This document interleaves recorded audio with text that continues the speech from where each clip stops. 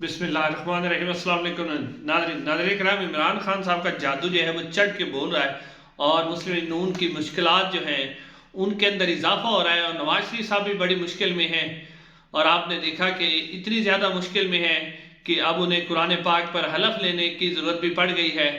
जी आपने वीडियो देखी होगी बासित बुखारी साहब की, जो कि 2018 में आज़ाद हैसियत से इलेक्शन लड़े थे और इलेक्शन लड़ने के बाद जो है वो पाकिस्तान तहरीक इंसाफ में शामिल हो गए थे, फिर मुनर्रफ अरकान में शामिल हो गए थे। तो अब जनाब उनकी वीडियो आपने देखी है कि वो जनाब कुरान पाक पे हलफ ले रहे हैं कि जो है लोग उनको वोट दें और उन्हीं के साथ खड़े रहें। नाज़रीन ये सारा कुछ इसलिए हो रहा है क्योंकि ना तो मुस्लिम लीग नून के पास कोई बयानिया है। 16 माह की जो हुकूमत की इनकी कारकर्दगी है बिल्कुल ना होने के बराबर है। जब कोई बयानिया नहीं होता आपके पास तो फिर आपको इस तरह के हरबे इस्तेमाल करने पड़ते हैं जिससे आपको वोट लेने के लिए हलफ लेना और दूसरी सिचुएशन जो है पैदा करनी पड़ती है।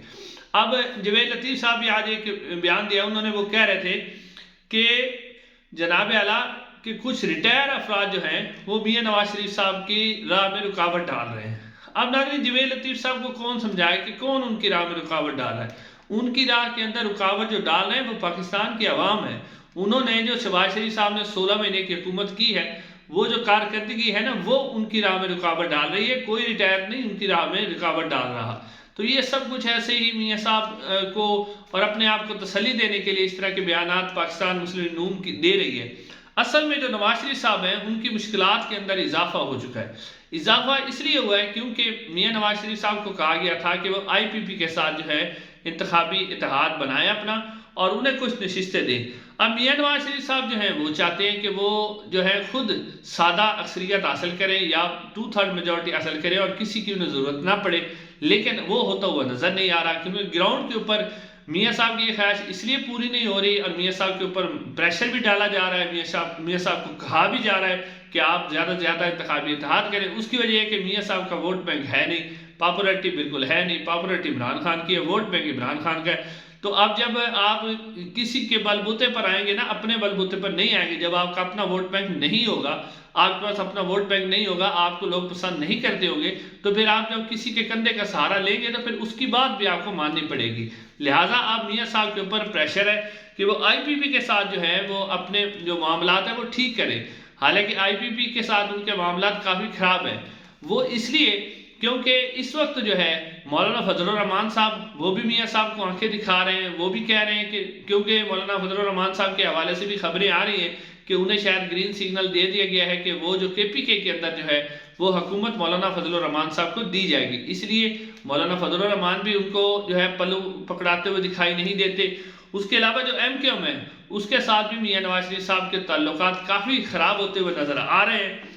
तो अब MQM भी जो है, MQM सबको पता है वो किसके इशारे पर चलती है, वो किसके इशारे पर किसी हुकूमत के साथ होती है, फिर उसके बाद वो चली जाती है।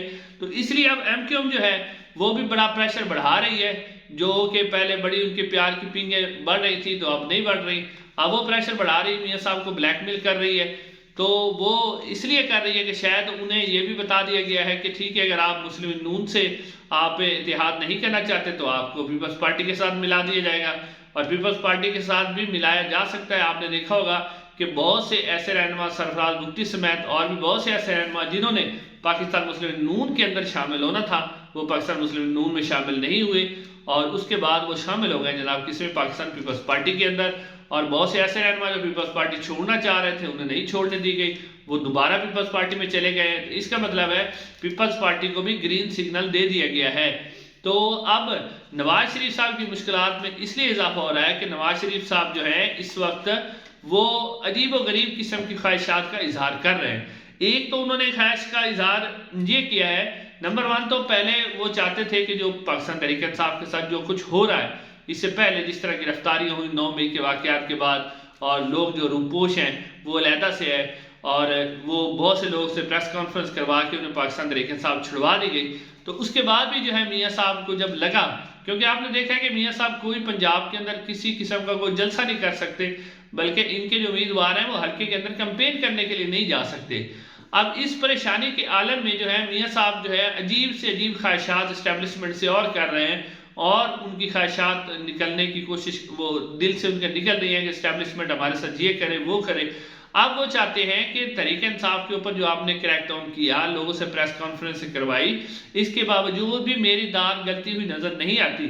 لہٰذا اب عرفان صدیقی صاحب جو ہیں، جو میاں صاحب کے بڑے قریبی ہیں، انہوں نے ایک سٹیٹمنٹ دیا ہے۔ وہ کہتے ہیں کہ 9 مئی کے واقعات ہو چکے ہیں، کافی دیر ہو چکی ہے 9 مئی کے واقعات میں، اور اس کے اوپر کسی کے اوپر نہ کوئی ٹرائل چلا ہے، نہ ہی جناب اس کے اوپر کسی کو سزا ہوئی ہے۔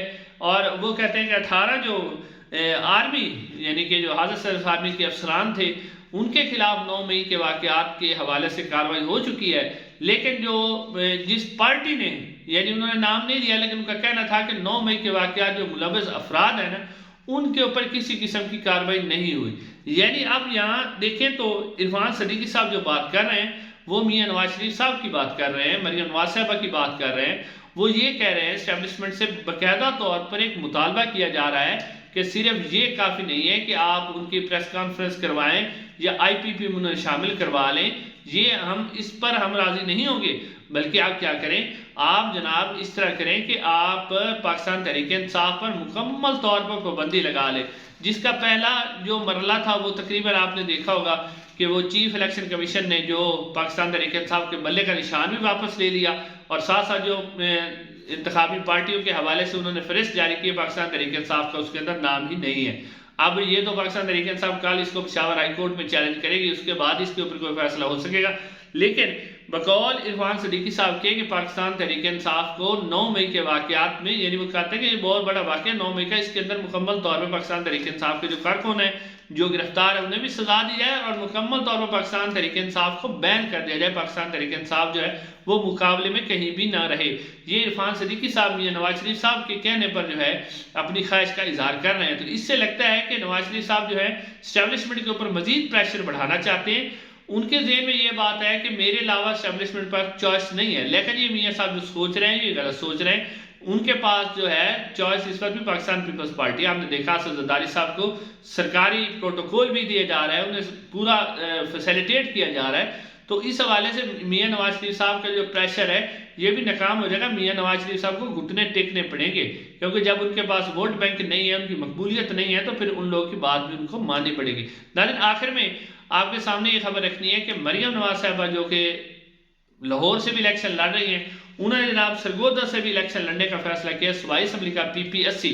سرگودا جو ہے نون لیگ کا، یعنی نون لیگ سمجھتی ہے کہ کافی مضبوط ہے، ان کا گڑھ ہے، یہاں سے وہ الیکشن جیت سکتی ہے، تو انہوں نے یہاں سے مریم نواز صاحب نے پی 80 سرگودا سے جو ہے اپنے کاغذات نامزدگی جمع کروائے ہیں، لیکن یہاں بھی پاکستان تحریک انصاف کے کھلاڑی جو ہیں انہوں نے ان کا پیچھا نہیں چھوڑا، اور پاکستان تحریک انصاف کے بڑے کھلاڑی اور ساتھ ساتھ اس وقت عمران خان صاحب کی جو وکلا ٹیم ہے اس کے اہم رکن نعیم حیدر پنجوتا صاحب، انہوں نے بھی اس حلقے سے اپنے کاغذات نامزدگی جمع کروا دیے ہیں۔